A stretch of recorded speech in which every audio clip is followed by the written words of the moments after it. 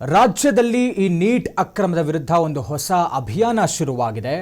ನಿಮ್ಮ ನೀಟ್ ಸಾಕು, ನಮ್ಮ ಸಿಇಟಿ ಬೇಕು ಅನ್ನುವಂಥ ಅಭಿಯಾನ ಶುರುವಾಗಿರುವಂಥದ್ದು. ಈ ಒಂದು ಅಭಿಯಾನಕ್ಕೆ ಸಾಹಿತಿ ಕವಿರಾಜ್ ಚಾಲನೆಯನ್ನು ಕೊಟ್ಟಿದ್ದಾರೆ. ಸಾಹಿತಿ ಕವಿರಾಜ್ ನೇತೃತ್ವದಲ್ಲಿ ನೀಟ್ ವಿರುದ್ಧ ರಾಜ್ಯದಲ್ಲಿ ಹೊಸ ಅಭಿಯಾನ ಶುರುವಾಗಿದೆ.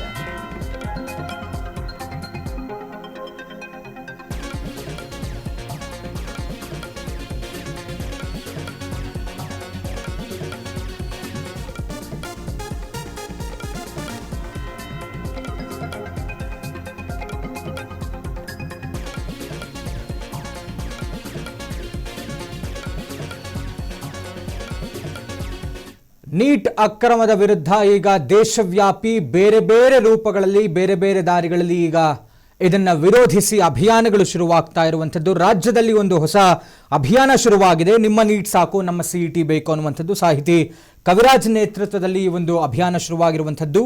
ಗ್ರಾಮೀಣ ಭಾಗದ ಕನ್ನಡ ಮಾಧ್ಯಮದ ವಿದ್ಯಾರ್ಥಿಗಳಿಗೆ ಅನ್ಯಾಯ ಆಗ್ತಾ ಇದೆ. ವಿದ್ಯಾರ್ಥಿಗಳಿಗೆ ಆಗ್ತಾ ಇರುವಂತಹ ಅನ್ಯಾಯವನ್ನು ವಿರೋಧಿಸಿ ಈ ಒಂದು ನಿಮ್ಮ ನೀಟ್ ಸಾಕು, ನಮ್ಮ ಸಿಇಟಿ ಬೇಕು ಅನ್ನುವಂಥ ಅಭಿಯಾನ ಶುರುವಾಗಿರುವಂಥದ್ದು.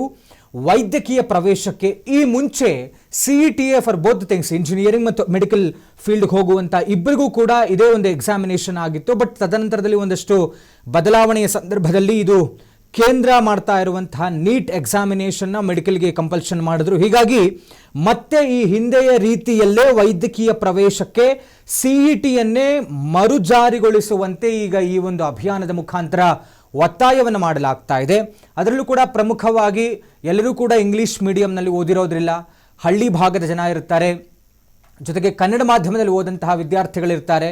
ಹೀಗಾಗಿ ಅವರೆಲ್ಲರಿಗೂ ಕೂಡ ಅನ್ಯಾಯ ಆಗ್ತಾ ಇದೆ. ನೀಟ್ ಎಕ್ಸಾಮಿನೇಷನ್ ತುಂಬ ದೊಡ್ಡ ಪ್ರೆಷರ್ ಇರುತ್ತೆ. ತುಂಬ ಕನಸುಗಳನ್ನು ಕಟ್ಕೊಂಡು ಹಗಲು ರಾತ್ರಿ ಅಂತ ಹೇಳಿ ಓದಿ ಸ್ಟಡಿ ಮಾಡಿ ನಾವೇನೋ ಮಾಡಬೇಕು, ಮೆಡಿಕಲ್ ಫೀಲ್ಡ್ಗೆ ಹೋಗಬೇಕು, ಡಾಕ್ಟರ್ಸ್ ಆಗಬೇಕು, ಬೇರೆ ಬೇರೆ ಮಾರ್ಗಗಳಲ್ಲಿ ಏನೋ ಮಾಡಬೇಕು ಅನ್ನುವಂಥ ಕನಸುಗಳನ್ನು ಕಂಡಿರ್ತಾರೆ.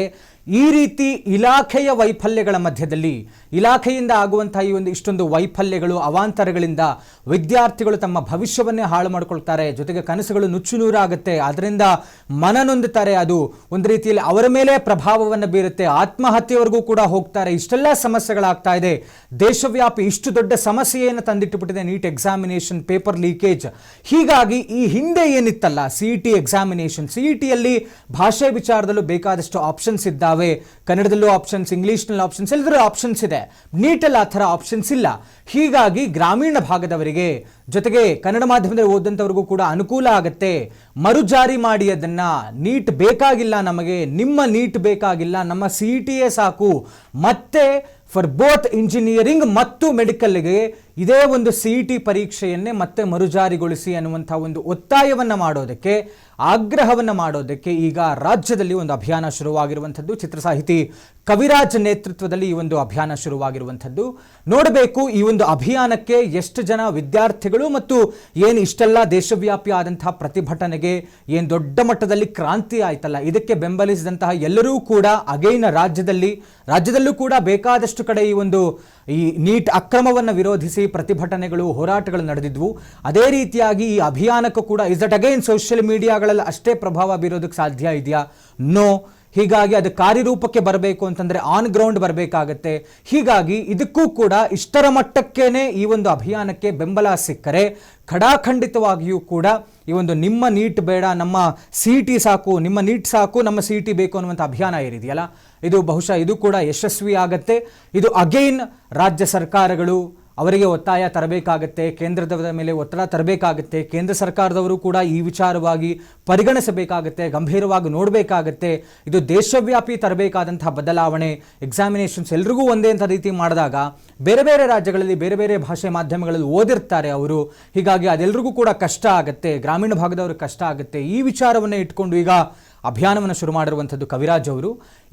ಈಗಾಗಲೇ ಇವರು ಸರ್ಕಾರದವರು ಒಂದಷ್ಟು ಪರ್ಮನೆಂಟ್ ಸೊಲ್ಯೂಷನ್ನ ಹುಡುಕುವತ್ತ ಅಗೈನ್ ಈಗ ಬದಲಾಗಿರುವಂತಹ ಸಚಿವರು, ಕೇಂದ್ರ ಸರ್ಕಾರದವರು ಗಮನ ಹರಿಸಿ ಈಗ ಪರ್ಮನೆಂಟ್ ಸೊಲ್ಯೂಷನ್ ತರಬೇಕಾಗತ್ತೆ.